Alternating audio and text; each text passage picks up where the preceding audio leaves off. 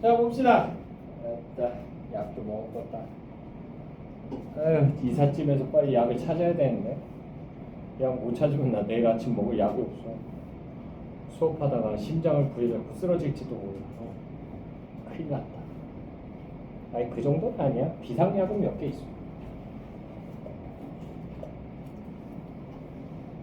아 하나 있다.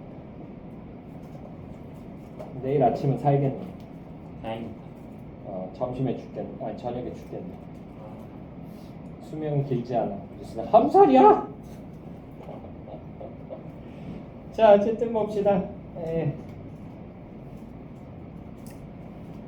자 그래서 거기 보시게 되면 김혜순 씨의 그 잘 익은 사과라고 하는 작품이 나와 있는데 이 김혜순 씨의 시가 예전에 이제 수능 연계 교재에 나왔었어요. 그래서 그 별을 굽다라고 하는 시가 나온 적이 있습니다. 별을 굽다. 그래가지고 지하철을 타고 다니는 사람들의 얼굴을 보면서 저 사람들의 그 경직된 얼굴이잖아. 솔직히 현대인들이 좀 얼굴 표정 변화가 별로 없잖아요. 특히나 외국 사람들이 많이들 그 얘기 하더라고. 한국 사람이랑은 친해지기 전까지 이렇게 보면 표정 변화가 거의 없다고. 걔네들은 길 가다가 이렇게 눈이 마주치면 그냥 하이 뭐 이러면서 인사하거나 그냥 씩 웃어주거나 그러면서 지나간대요. 물론 뭐 이렇게 웃진 않겠지. 하면서 이렇게 웃진 않겠지. 그럼 주먹 나가지. 그지? 근데 이제 살짝 웃어주거나 이렇게 지나가고 그런다는데 한국 사람은 눈이 딱 마주치면요 그냥 바로 눈을 돌려버리거나 아니면 눈이 마주쳐도 뭘 봐 씨발로 뭐 이런 표정으로 막 다가온다 그러더라고. 근데 어쨌든 그 별을 굽다에서도 그 경직돼 있는 현대인들의 모습을 보면서 그 사람들의 가슴 속에도 뜨거운 열정은 있겠지라고 하는 그런 시가 실려 있었어요. 됐나요? 그 시가 이제 한 2번 정도 나왔습니다. 됐나요? 잘 익은 사과는 저도 처음 보는 작품이긴 합니다. 근데 어쨌든 이 김혜순 씨의 시 경향을 보시게 되면 일단은 기본적으로 페미니즘이에요. 페미니즘이라고 얘기하면 또 페미? 막 이러면서 얘기하는데 그거 아니야. 여성주의 문학이라고 얘기를 하고요. 여성주의 문학. 그래서 여성들의 사회적으로 소외된 존재잖아. 됐어요? 사회적으로 소외된 여성들의 삶에 좀 초점을 둔 그런 작품들을 썼다. 그들을 위로한다, 연민한다, 뭐 이런 내용이 나온다고 보시면 돼요. 됐나요? 남자들을 타도한다 이게 아니고 됐나요? 잘못되게 알고 계시는 거예요. 자 그리고 김혜순 씨는 그래서 일단은 페미니즘. 근데 페미니즘에서 좀 더 발전하게 되면 결국 사회에서 소외된 여성만이 아니고 모든 소외된 존재에 대해서도 애정을 갖게 됩니다. 됐나요?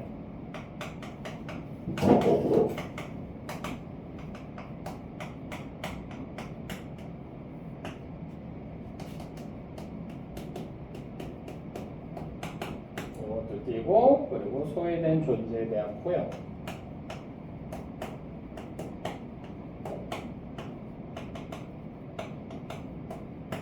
이런 것들이 시 속에서 들어가고요.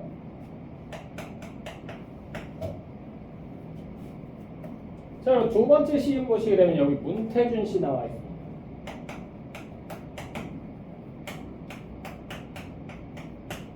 문태준 씨의 시 같은 경우는 이제 문태준 씨의 가잼이라고 하는 시가 있는데 그 시가 이제 수능 특강에서 연계교재에서만 3번 정도 나왔어요. 됐나요?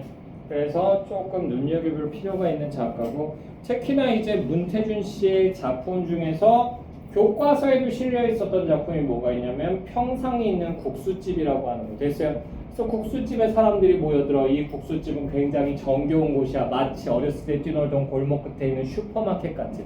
그곳에는 평상이 있고 그 위에는 젊은 사람, 늙은 사람, 꼬마애들 뭐 이렇게 해가지고 뭐 여러 사람들이 모여 앉아가지고 다 같이 서로가 서로의 이야기를 들어주는 거야. 들어주면서 찌찌찌찌찌찌 이라고 하면서 서로가 서로한테 위로하고 공감하는 그런 모습을 보여줍니다. 근데 그 찌찌찌찌이 뭐 나타내는 거냐면 진짜로 상대방의 안타까운 사연에 공감하는 그런 말버릇이라고도 볼 수 있는데 또 하나는 뭐다? 국수를 삶은 다음에 국수를 뭐 해야 돼요? 전분기를 없애야 되잖아. 빨아야 되잖아. 찬물에다가. 그래야지 이게 쫀득한 맛을 먹을 수 있다고. 그 국수를 빠는 소리를 의성했다라고도 얘기합니다. 됐나요? 그래서 어찌됐건 간에 그래서 모두가 어우러져서 사는 공동체적 삶이라고 하는 거, 그런 것들을 얘기하는 시가 나와 있었거든요. 그래서 문태준 씨 역시 출제 가능성을 완전히 배제할 수 없습니다. 그래서 이 사람은 그리고 이분 직업이요, 시인 말고 하나 더 있어요. 뭐 있냐면 원불교 있죠. 원불교 뭔지 아시죠? 불교에서 파생된 거. 원불교 TV PD입니다. 네, 원불교 TV PD인데 실제로 이분이 많이 작성하는 그런 프로그램 같은 경우가 제작하는 프로그램이 거의 대부분이 다 뭐다? 휴먼 다큐예요. 그러니까 오늘도 뭐 희원이는 남아있는 우유곽을 모아서 갖다 팔았다. 그 남은 돈으로 할머니랑 같이 먹을 라면을 샀다. 뭐 이런 것들 보여주는 뭐 그런 휴먼 다큐 있잖아. 그런 것들 많이 작성하십니다. 제작하십니다. 그래서 요거는 역시 소외된 존재에 대한 관심 이런 것들이 시에서 드러나고 그리고 공존의 가치를 추구한다. 이 사람이 생각하는 공존은요. 공존의 가치는 뭐다? 인간입니다. 인간이 인간에게 사람이 사람에게 애정을 느끼고 그리고 그들을 포용하고 연민하고 공감할 수 있는 되는 그런 자세들을 시 속에서 많이 보여줘요. 자, 그래서 잘 읽은 사가 보도록 하겠습니다. 잘 읽은 사가. 같이.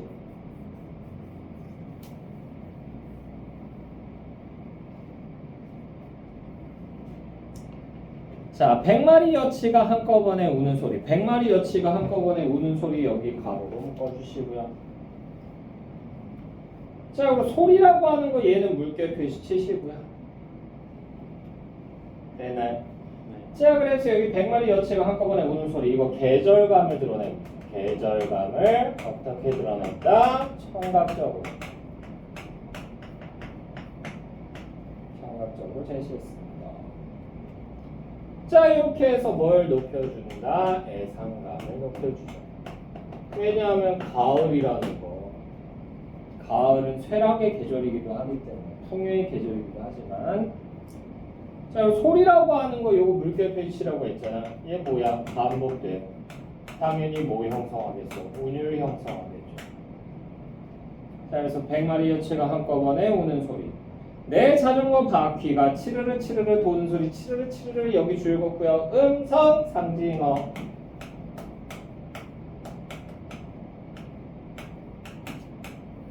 생동감을 주죠. 치르르 치르르 도는 소리. 가을, 보랏빛 가을 찬바람이, 보랏빛 가을 찬바람이 여기 줄거고요. 이거 공감각이죠. 무엇에 무엇화? 가을 찬바람. 촉각의 시각. 그렇지, 촉각의 시각화죠. 됐나요? 역시 보랏빛 하면 죽음의 이미지나 뭐 이런 것들과 관련이 있기 때문에 좀 애상감이 고조되죠.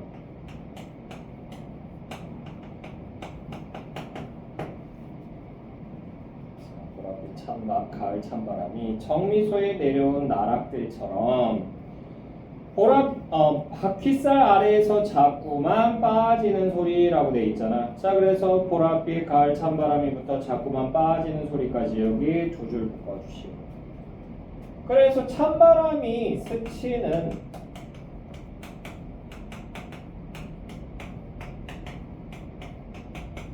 소리를 비유한 거고요.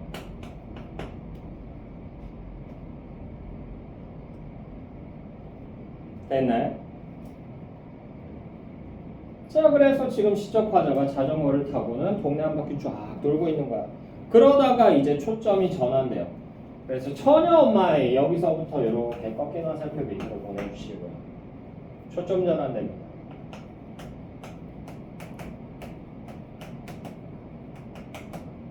그래서 초점이 전환되면서 현재에서 상념 속으로 들어가야 됩니다.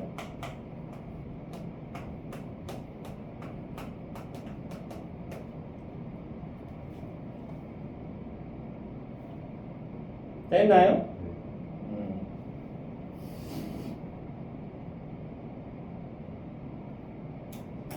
자, 그래서 계속 보시면요. 처녀 엄마의 처녀 엄마 이게 무슨 말이에요? 미혼모 얘기하는 거죠. 그래서 미혼모라는 존재 자체가 어때요? 우리 사회에서 배제되는 존재잖아. 그래서 얘를 통해서 이제 연민의 정서를 환기하고 생각보다 많습니다. 미혼모는 꽤 많아요. 어디 가면 많이 볼 수 있냐면 저기 꽃동네 있죠? 꽃동네 가면 그 미혼모들이 애기들 데리고 생활하는 그 공간이 있어요. 신생아들 됐나요? 그래서 그곳에서 이제 좀 생활을 하다가 애기가 이제 1살, 2살 될 때 정도까지 같이 이제 거기서 공동 육아를 하면서 그 직업 교육을 받는다고 그러더라고요. 그래서 직업 교육 받고 웬만큼 이제 사회에 나가서 아이를 키우면서 싱글맘으로서 살 수 있다라고 판단이 되면 거기서 이제 내보낸다고 그러더라고요. 됐나요? 왜냐하면 그 시설이 한계가 있기 때문에. 경우에 따라서는 미혼모는 그나마 이제 책임감이 있는 애들이에요. 와서는 애 낳고는 도망가는 애들. 아니면 애를 혼자서 낳고 나서 거기다 유기해놓고 가는 애들도 있어요. 그래서 종이박스 같은 게 이렇게 그 아침에 그 마당 쓸러 나가면 종이박스 같은 게 그 버려져 있는 경우가 있대요. 꽃동네 그 건물 앞에 가보면 그 안에서 애기 소리들이. 그래서 그렇게 유기된 아이들을 이제 데리고 와서는 이제 키우는 동도 있어요. 신생아 동도 있어요. 그리고 또 하나 더 있어요. 거기 동이 3개가 있거든요. 하나 마지막 동이 이제 뭐냐면 독거노인입니다. 독거. 그러니까 부모를 유기한 거죠, 자식. 얘는 가보면 거기에 할머니 할아버지들 몸 거동이 굉장히 불편하신 분들이 많아요. 그러니까 치매에다가 몸이 반신불수가 이제 돼버리다 보니까 자식들이 부양하기 싫으니까 버리고 도망가고 됐나요? 아주 그분들 찾아뵈면 의식이 있으신 분은 그나마 다행이에요. 가보면 이제 아이고 죄송합니다, 미안합니다 이런 소리를 하세요. 몸을 여기 얼굴만 움직일 수 있어요. 이 밑으로는 다 이제 마비가 되신 할아버지가 계셨는데 지금도 기억나요. 그분은 제가 가면 되게 미안해하세요. 미안합니다, 죄송합니다. 아침마다 가면 제일 먼저 하는 게 뭐냐면 기저귀 젖어 있는지 안 젖어 있는지, 변 보셨는지 안 보셨는지. 변 보시면 이제 그분 모시고 이제 이동을 해요. 처음에는 기저귀만 이제 갈아드리는데 좀 심하게 많이 하셨다라고 하면 그때 이제 모시고 가가지고 목욕하러 가가지고 이제 씻어내고 이제 다시 채워드리고 이제 데리고 오고 그러거든요.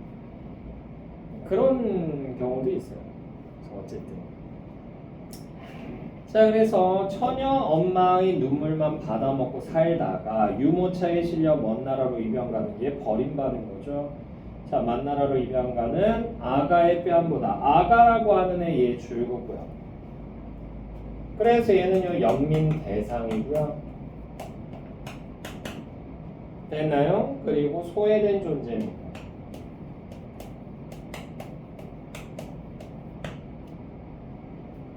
아가의 뺨보다 더 차가운 한 송이 구름이 하늘에서 내려와 내 손등을 덮어주고 가네요. 내 손등을 덮어주고 가네요. 여기 줄거고요. 그러니까 내가 자전거를 타고 찬바람을 타고 쫙 이렇게 가다가 그 찬바람을 맞고 있다 보니까 아이를 추운 가을에 낳고는 유기하고 떠났던 애엄마가 떠오르고, 그리고 그 애엄마한테 버림받아서 결국 먼 땅으로 차디찬 곳으로 보내지게 되는 아이가 떠오르고, 그러면서 슬퍼하는데 그때 이제 차가운 이 한 송이 구름이 내려와서 나를 위로하는 거죠. 그래서 여기서 나의 애상감을 위로하고 있다. 의인법 사용되죠.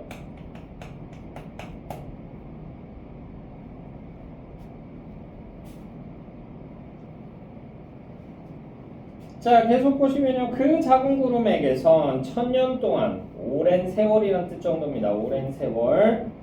아직도 아가인 그 사람의 냄새가 나네요. 아가인 그 사람의 냄새가 나네요. 여기 가로로 묶어주시고요. 그래서요, 대상에 대한 연민을 촉각적으로 제시한 거죠.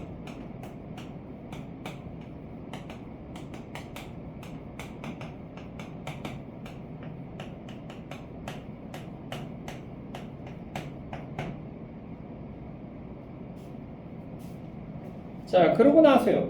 내 자전거 바퀴는 여기서부터 역시 꺾인 화살표 보내주시고 여기서도 초점 전환.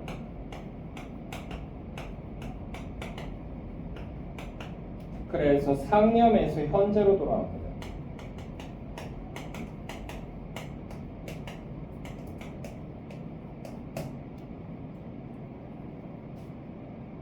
자, 내 자전거 바퀴는 골목의 모퉁이를 만날 때마다 모퉁이라고 하는 곳 여기 세모 치시고요. 이게 어떠한 공간이에요? 모퉁이는요. 각진 것이잖아. 각진 것. 뾰족한 것. 그러니까 이게 상처의 이미지를 갖게 될 거예요. 자, 모퉁이를 만날 때마다 둥글게 둥글게 길을 깎아내고 있어요 라고 돼 있잖아. 둥글게 둥글게 길을 깎아내고 있어요 라고 하는 부분 여기 가로로 묶어주시고요. 그래서 여기서 자전거 바퀴 궤적을 통해서요. 자전거 바퀴 궤적을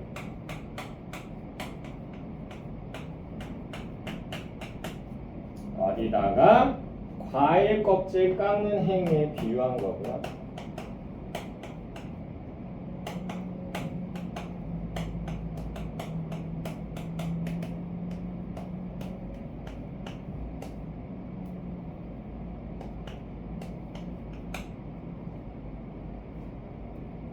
그러면서 이렇게 각진, 상처를 깎아낸다. 즉 부드럽게 만든다.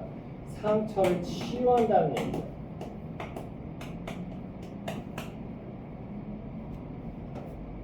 자, 그럴 때마다 나 돌아온 고향 마을만큼 큰 사과가, 큰 사과라고 하는 거 여기 줄였고요. 이걸 통해서 이제 이게 상처의 크기를 드러내는 거야. 큰 사과가 소리 없이 깎이고 있네요. 큰 사과가 소리 없이 깎이고 있네요. 여기 가로로 묶어주시고, 그러니까 여기서도 역시 상처의 치유가 드러나고요.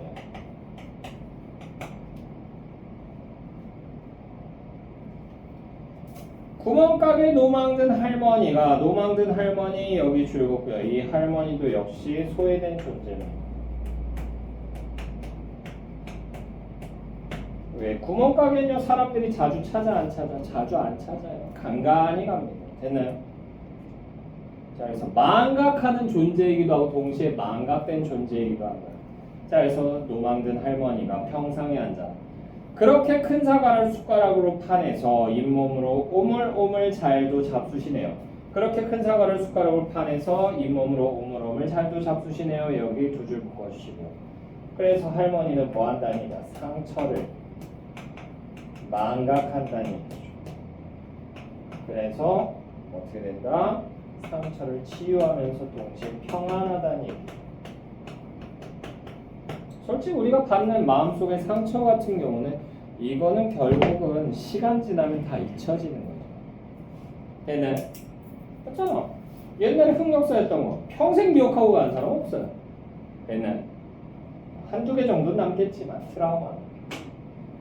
예를 들어서 뭐 길 가다가 똥이라도 지렸다 사람들 앞에서 방귀 끼다가 그럼 그런 건 남겠지. 그죠? 그건 까먹을 수가 없지. 까먹을래야. 됐어? 앵간한 사람이 그런 짓을 하진 않겠죠. 자, 주제하고 특징 보면요.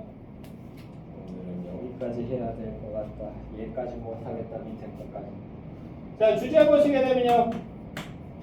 소외된 존재에 대한 연민과 소외된 존재에 대한 연민고 그리고 상처 치유 소망 상처 치유 소망 특징은요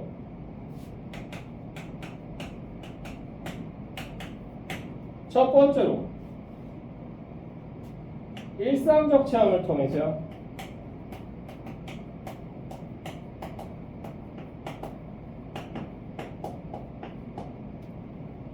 시상 전개의 계기가 됩니다. 일상적 체험이 시상 전개 계기고요. 두 번째로는요. 감각적 심상하고요.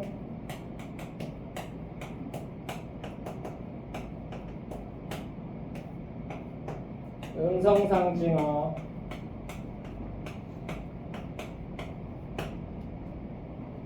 이걸 통해서 생동감 줍니다.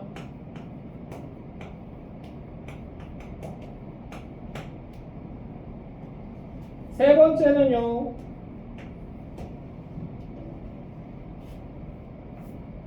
명사형으로 종결되는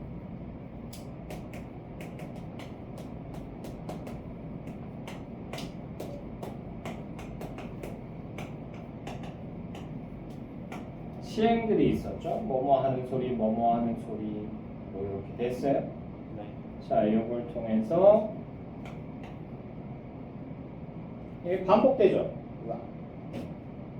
운율 형성됩니다.